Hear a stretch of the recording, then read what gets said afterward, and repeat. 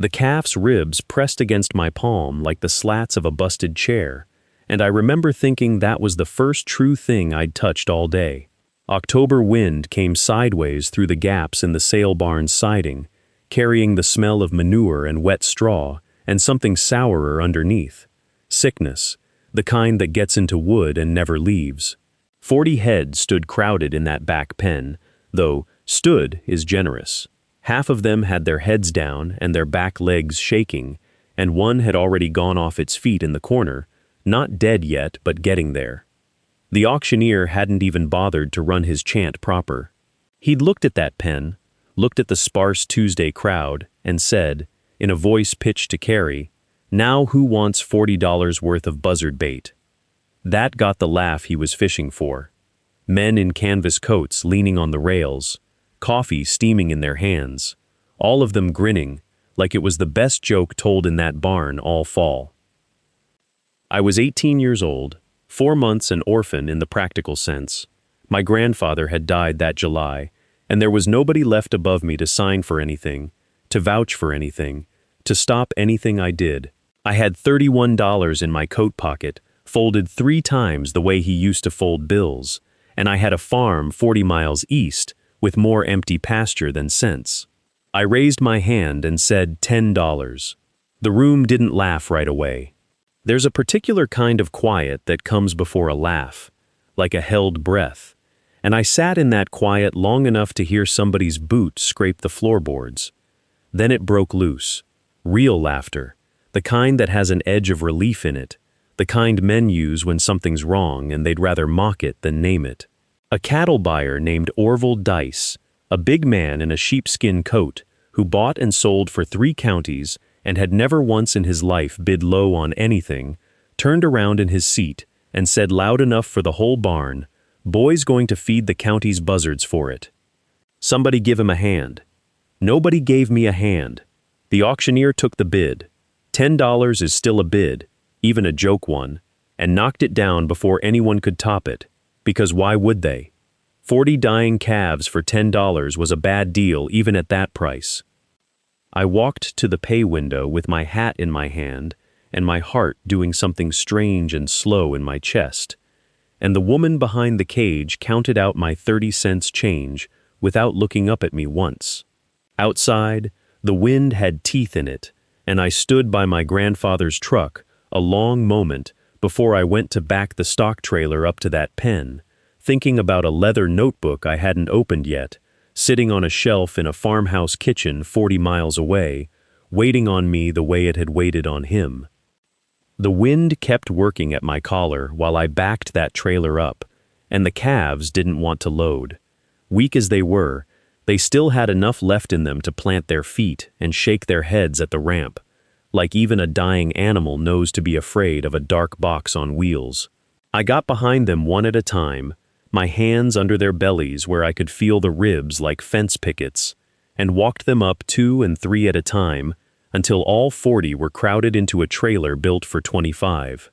Warren Detweiler stood by the rail the whole time with his thumbs hooked in his coat pockets, not saying anything more, just watching, the way a man watches a joke to see how long it takes to stop being funny.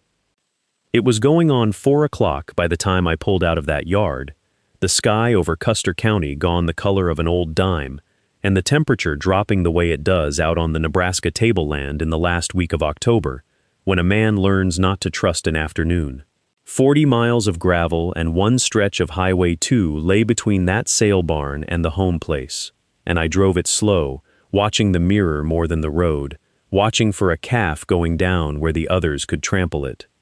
I thought about my grandfather most of that drive, not in any grieving way, that had mostly burned down to embers by then, 8 months gone, but in the practical way you think about a man who taught you to back a trailer and read a sky, and never once, in 11 years of me trailing him around that yard, told me why he did anything.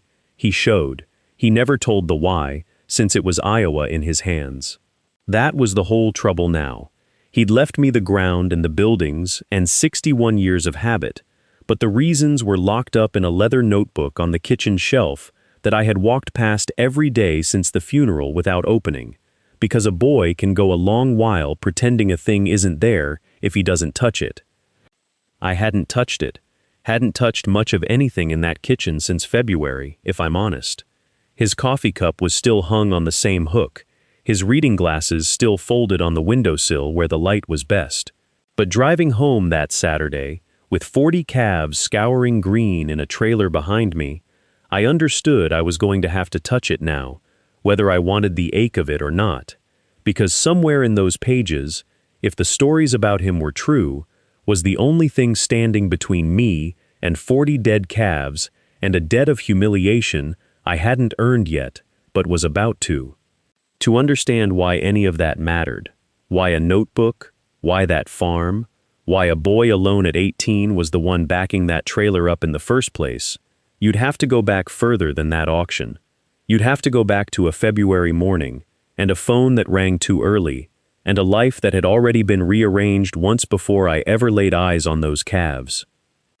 The phone rang at 5:20 that February morning, and I knew before I answered it, the way you know a storm's coming from the color the sky goes, an hour before the clouds show up.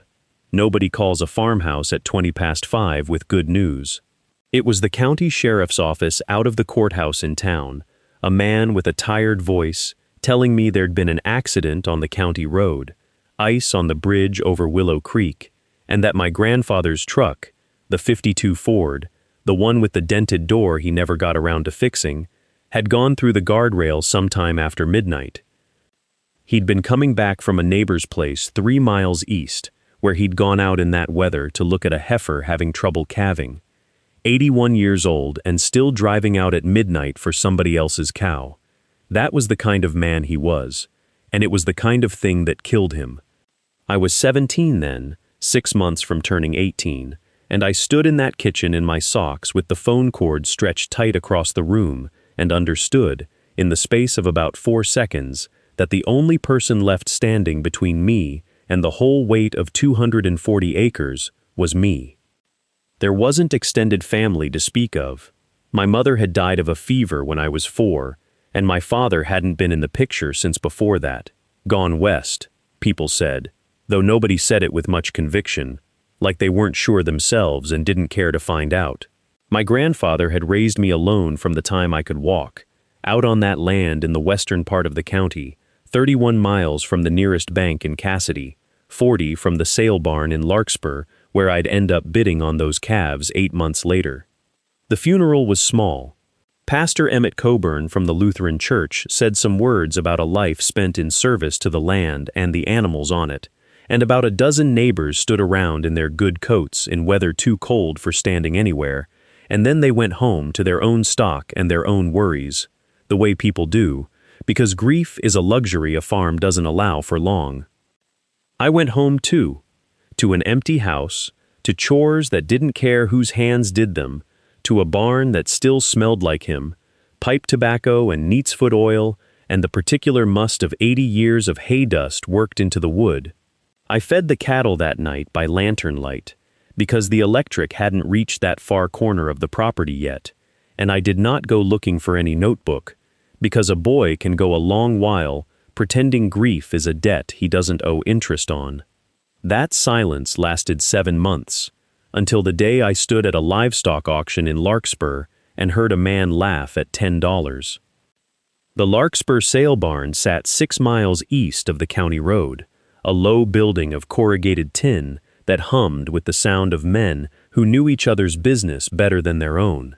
It was Thursday, the 9th of November, 1961, and the morning had come in gray and hard, the kind of cold that got into a truck's engine and made it complain before it caught.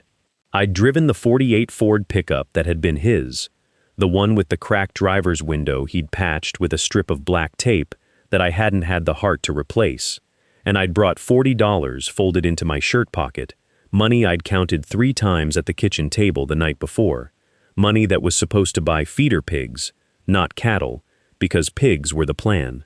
Pigs didn't require capital I didn't have. The auctioneer that day was a heavy-set man named Delmer Ashcroft, who ran the block for the Larkspur Livestock Exchange, and the crowd numbered maybe 60, ranchers in canvas coats leaning on the rail, a few wives up in the gallery seats with thermoses of coffee, the smell of manure and cigarette smoke, and wet hay thick enough to chew. I stood near the back, because that's where a boy stands when he hasn't earned a place at the rail yet, and I watched good stock move through. Herefords, mostly, a few Angus crosses, prices holding steady in the $70, $80 range per head, the way things had been running that fall. Then they brought in the last lot, 40 calves crowded into the ring, looking like something out of a bad dream. Hollow-eyed, hunched, several down in the sawdust and not getting up, the unmistakable wet stain of scours on their hindquarters. A man near the rail said loud enough for the whole barn to hear that somebody ought to just shoot the lot and save the buyer the gas money hauling them home. Laughter rolled through the crowd, easy and cruel the way it is among men who've never had to be the joke themselves.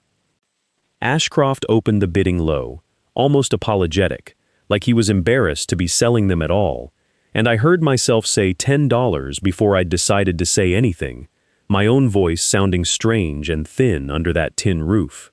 The barn went quiet for half a second, and then it didn't. A man in a sheepskin coat by the gate, Wendell Pruitt, I'd learn his name soon enough, laughed loud and long, slapped his knee, said something to the fellow beside him I couldn't quite catch, but understood well enough by the tone of it. Ashcroft looked at me a good long moment, gavel loose in his hand, like he was waiting for me to take it back. I didn't. He called it twice more out of habit, got nothing but a few more chuckles from the rail, and brought the hammer down. Sold. $10, 40 head, to the kid in the barn coat that still smelled of his grandfather's cedar closet. Wendell Pruitt came around the ring afterward, still grinning, and told me I'd bought myself a winter's worth of dead weight and a lesson besides. He said it kindly enough, the way a man says something he believes is doing you a favor. I didn't argue with him. I signed the paper, counted out the bill from the coffee can money I'd meant for seed corn, and stood there while two of Ashcroft's hands loaded the calves into my stock trailer, dragging the ones too weak to walk their own 30 feet. It was the 11th of October, a Wednesday, cold enough that morning that the water trough by the loading chute had a skin of ice on it not yet broken by noon. 31 miles from the sale barn in Ogallala, back to the home place outside of Keith County, and I drove it slow, watching the trailer sway in the mirror, listening for anything that sounded like trouble. Twice I pulled onto the shoulder of Highway 30 to check on them, and both times found one more calf down, breathing shallow, eyes half shut like it had already decided something about the world. By the time I backed the trailer up to the barn, it was near dark, and I hadn't eaten since breakfast. I got them unloaded into the old maternity pen my grandfather built the year before he died, the one with the low rail and the tight boards, and I stood there in the lantern light counting heads and counting the ones that wouldn't lift their heads at all. 6 of them I figured wouldn't see morning. I didn't sleep that night, not really. Dozed sitting against a hay bale with the lantern turned low, waking every hour or so to the sound of one of them straining, or not straining, which was worse. Somewhere past midnight, going through the tack room for more burlap to lay under the sickest of them, I knocked a coffee can of old harness buckles off a shelf, and behind it, wedged between the wall stud and a stack of feed sacks gone stiff with age, I found a notebook bound in cracked leather, the kind of thing a man keeps in a coat pocket for 30 years. I didn't open it that night. I set it on the workbench, meaning to look at it come daylight, and went back to the pen, because 2 more calves had gone down while I wasn't watching, and there wasn't time yet to wonder what my grandfather had written down all those years I hadn't thought to ask him. By the time the sky started going gray over the East Ridge, I had lost 2 more. That made 3 total since midnight, and I'd carried each one out past the pen so the others wouldn't have to smell it, laying them under the lean-to where the ground was frozen hard enough that I'd need to wait on the shovel work till later in the day, when maybe the sun would soften it an inch or 2. My hands had quit feeling like my own hours before. I remember flexing them and watching the fingers move, like they belonged to somebody I was just borrowing from. I didn't go back for the notebook right away. There was a heifer calf, The smallest of the lot, brindle marked with one white sock on her hind leg, and she'd stopped even trying to stand, just lay with her chin on the straw and her eyes half shut, breathing shallow and fast.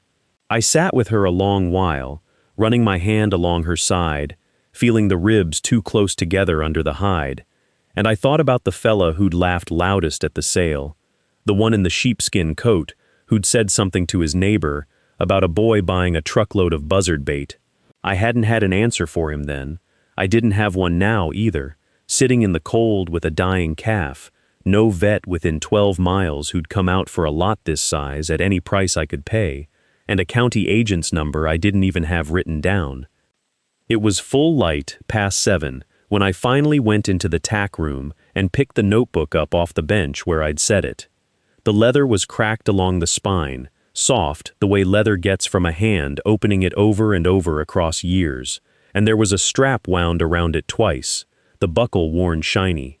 My grandfather had never mentioned keeping such a thing, not in all the years I'd trailed him through the barns and the calving sheds, not even toward the end, when he'd taken to talking more than he ever had before, like he was trying to hand me things faster than time would let him. I sat down on an overturned bucket, and my hands weren't steady in a way that had nothing to do with the cold anymore. I worked the buckle loose. The first page had his name written across the top, in pencil gone silver with age, and under it, a date. March the 4th, 1931. And under that, in a hand smaller and more careful than I'd ever seen him write, the words, "Calves scouring bad this spring. Lost 4 before I tried different." I read that line twice, before I understood I was holding something I hadn't known to hope for. The lantern had burned low enough that I had to turn the wick up twice while I read, and each time the light caught the page different, like the words themselves were shifting depending on how much I was willing to see. He'd written in short lines, no wasted words, the way he talked when talk mattered. April 9th. Tried the charcoal and the boiled milk, half rations, warm, not hot. 2 lived that wouldn't have. Further down, in ink gone brown. May 2nd. Neighbor Halloway says I'm a fool feeding sick stock instead of culling. Told him a dead calf teaches you nothing and a live one teaches you everything. I sat with that a long while, the barn quiet except for the shuffling of the calves in their stalls, one of them coughing that same wet cough I'd been hearing for 3 days straight, the sound that had been keeping me up nights doing arithmetic I didn't like the answer to. I hadn't known my grandfather at 18. I'd known him old, known him with his hands gone thick and slow, known him the way a boy knows a man already halfway settled into being a story himself. But here he was 30 years younger than I'd ever met him, 30 years before the war, 30 years before the bank in town knew his name well enough to trust his signature without a second look, and he was scared. I could see it in the handwriting, the way it tightened up on the pages where the numbers were bad. 4 dead, then 6. Then he'd crossed something out so hard, the pencil had torn the paper. He wasn't writing this for anybody. He was writing it because a man alone in a cold barn at 4 in the morning needs somewhere to put the fear so it doesn't sit on his chest all night. I turned pages until I found the recipe, if you could call it that. 3 parts boiled water, 1 part strong black tea gone lukewarm, a spoon of table salt, a spoon of sugar, given by bottle every 4 hours whether the calf wanted it or not, and alongside it, a note about keeping the sick ones separate, dry bedding changed twice a day, no exceptions, mud is the enemy, more than the cold ever was. I read that last line 3 times. My calves were standing in 6 inches of trampled slush behind the sale barn's holding pen before I'd hauled them home, and I hadn't thought once about the ground under them, only the cold coming down from the sky. I closed the notebook but didn't buckle the strap. Outside, past the barn door standing open a crack, the sky had gone that flat gray it goes, before snow decides which way it's going to fall, and somewhere behind me, one of the calves let out a sound low and long, the kind that doesn't wait for morning. I went out with the lantern in one hand and the notebook still open in the other, holding it against my ribs to keep the pages from the wind. The calf making the sound was the black baldy heifer I'd taken to calling the loud one, not out loud, just in my head, because she was the one who'd bawled the whole ride home from the sale barn while the others stood quiet and shivering. Now she was down, not sick down, not yet, but down in the mud with her legs folded under her rong, and when I got the lantern close, I saw the ground beneath her wasn't ground at all. It was 3 inches of black slop, churned up by 39 other calves, walking the same 6 feet of pen for 2 days running. I stood there a long minute, doing the arithmetic I should have done the first night. 40 calves, 1 water tank, 1 gate, and every one of them tracking the same low corner because that's where the tank sat, and that's where they bunched for warmth. I'd built them a herd and forgotten I'd also built them a swamp. I got her up. She came easier than I expected, like she'd been waiting for a hand to ask her properly, and half walked, half dragged her to the dry rise by the old corn crib, where the ground still held some frost in it, hard and clean. I went back for straw. There wasn't enough straw. There was maybe a bale and a half left in the loft, and 40 calves needing dry footing twice a day, the way the notebook said, no exceptions. I thought about Orville Kettering's boy delivering feed on Thursdays, and whether I could ask for straw on credit, same as I had the milk replacer, and I thought about how that would sound, going back to a man twice already for things I couldn't pay for outright. Then I thought about the 8 I'd already lost and stopped thinking about how it would sound. I spread what straw I had in a strip along the dry rise, moved the water tank 40 feet north away from the gate where the traffic wore worst, and left the low corner to freeze over on its own, empty, the way it should have been from the start. By the time I finished, the sky had made its decision, snow, fine and dry, the kind that doesn't melt into more mud, but sits on top of it like it's trying to hide what's underneath. I stood in the barn doorway with the lantern low and watched it come down, and for the first time since the sale, I found myself doing arithmetic that didn't scare me.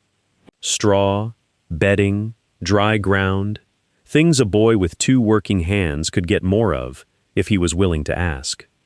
Thursday morning came in at 11 degrees with the snow still dry on the ground, and I drove the truck the 6 miles into Ainsworth before Kettering's boy could load out for his rounds. The feed store smelled like it always did, molasses and burlap and the coffee that sat on the stove from 6 in the morning till whoever locked up at night poured it out. Earl Kettering was behind the counter in his canvas coat, going through a stack of invoices, and he didn't look up right away. "Need straw," I said. "Maybe a dozen bales to start. I can pay half now, rest end of the month." He set the pen down. Same arrangement as the milk replacer. Same arrangement. He looked at me a long moment, the way a man looks at a debt he's deciding whether to extend or call. "You lost how many now?" 8. Out of 40. Out of 40. He didn't say anything about the other 32. Didn't say anything about the fact that most men in the county would have called that a fool's percentage on a fool's lot, bought for $10 in front of half the sale barn. He just wrote it down in his ledger, my name, the date, December 7th, 1961, 12 bales at 40 cents apiece, and told his boy to load the truck. "You want it dry side up or dry side down?" the boy asked, which was a joke Earl's boys had been making since before I was born, and I said dry side up, same as always, and for a second, something in Earl's face loosened, like he'd decided I was still worth the small kindness of being talked to like anybody else's customer, instead of a story people would tell later. Driving back with the bales roped down in the bed, I thought about the ledger and about the notebook sitting under my mattress at home, and how both of them were just accounts of what a man was owed and what he'd already spent, except my grandfather's book kept its debts in a different currency. Hours watched, doses given, which calves came back from the edge and which didn't, written down not for a bank but so nobody would have to learn the same lesson twice. I spread the new straw thick along the dry rise where I'd moved the tank, and the calves came to it slow, suspicious, the way animals are suspicious of anything easier than what they've had.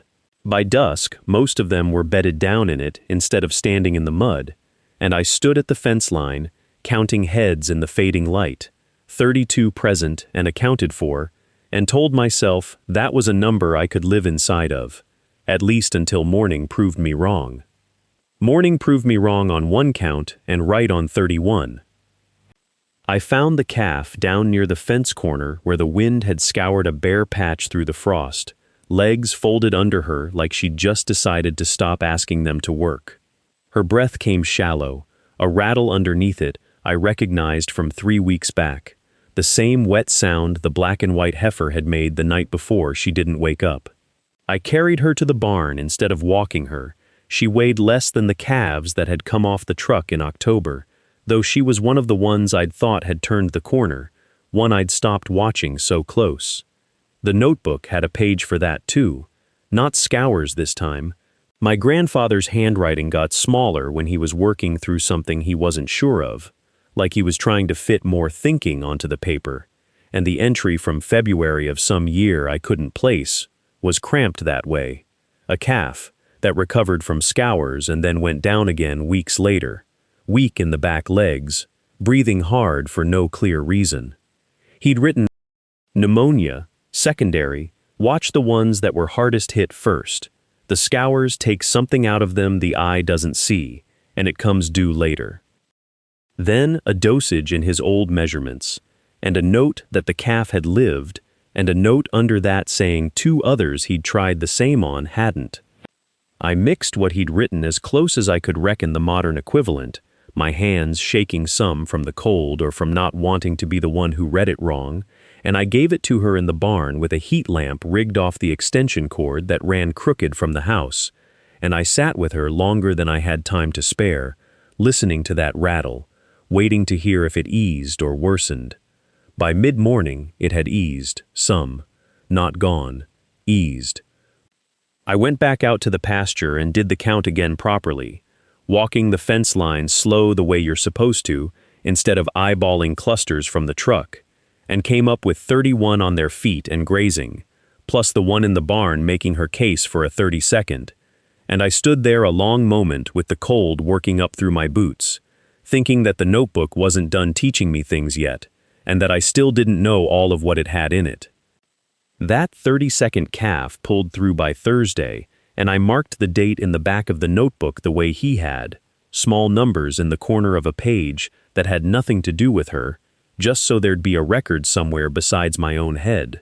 February wore on that way, one crisis folding into the next, and I got calluses on parts of my patients I didn't know needed them. Word had gotten around the county by then, not through anything I'd done, but through the feed store, through Merle Osesian mentioning it at the co-op, through the kind of talk that moves faster than any of us do. A man named Delbert Kranz drove out from the other side of Antelope County on a Saturday, said he had 6 head down with the same look mine had, wanted to know what I was giving them. I told him plain I wasn't a vet and didn't want to be mistaken for one, but I walked him through the mixture anyway, wrote it out on a scrap of feed sack paper because I didn't have anything better, and he thanked me like I'd handed him something heavier than paper. By the first week of March, the pasture had settled into something like normal. 34 calves grazing steady, putting on flesh you could see if you looked at them beside a photograph from January, though I didn't have a photograph, just the memory of how thin they'd been coming off that truck in October. 2 more had died in the interim, one from something the notebook had no answer for, a twisted gut that took her in a night, and I stood over her in the gray dawn feeling the particular kind of tired that isn't about sleep. The other slipped from Scour's after all, late, after I thought she'd turned the corner, and that one stayed with me longer than it should have, because I'd believed the notebook had her. I went back through the pages after burying her, reading close, and found something I'd skimmed past before, a line where he'd noted a calf that seemed recovered, then relapsed within the week, and how he'd changed the dosage the second time around, smaller and more often, instead of larger and less. I hadn't caught that the first read. I sat at the kitchen table with the lamp turned up and went through every page again, slower, The way you're supposed to read something that's trying to teach you and not just tell you a story. And by the time I closed it, the coffee had gone cold in the cup and the window had gone from black to the thin gray that comes before a Nebraska sunrise in March. By the second week of April 1962, the mud had dried enough that the truck didn't sink to the axle going down the lane, and I'd stopped counting days between feedings because there wasn't a need to anymore. 36 calves stood in that pasture, fat-sided and loud in the mornings, and the 2 I'd lost stayed lost, the way things do, without becoming any less real for it. Word travels slow in a county like that, but it travels. First it was Orville Kessler's boy, walking calves along the fence line and stopping to look too long. Then it was 3 trucks in one Saturday, parked at angles along my gate, the way men park when they've decided something, before they've said it out loud. Dale Ackerman was among them, hat in his hands instead of on his head, asking what I'd take for the pick of the lot before he asked anything else, and asking a second question after, could he see the notebook? Everyone wanted to see the notebook by then. Word of it had outrun the calves themselves. I let them look. I didn't let it leave the kitchen table, and I told them so plain, without making a speech of it, because a boy dressing up a simple thing with big words is a boy trying to convince himself as much as anyone else, and I didn't need convincing anymore. What I told them instead was that if they had a sick calf, bring it to me or send for me, and I'd come. I sold the 36 through May and into June, calf by calf and sometimes 3 at a time, at prices that would have looked laughable to nobody now, and by the 4th of July, I'd paid the note down further than the bank had asked and put money by besides, in a coffee can at first, and then, once I trusted myself with it, in an account with my own name on it and nobody else's. The notebook stays where it's always stayed, in the drawer under the window, and some nights, I still read it by lamplight, not because I need to anymore, but because it's the only conversation I have left with a man I buried before I was old enough to understand what he was leaving me. If you've ever had someone look at you and decide, before you opened your mouth, that you weren't equal to the thing in front of you, a farm, a debt, a room full of men older than your father would have been, I'd guess you already know the rest of what I'd say. Go open the drawer nobody's opened in 40 years. Tell me what you find.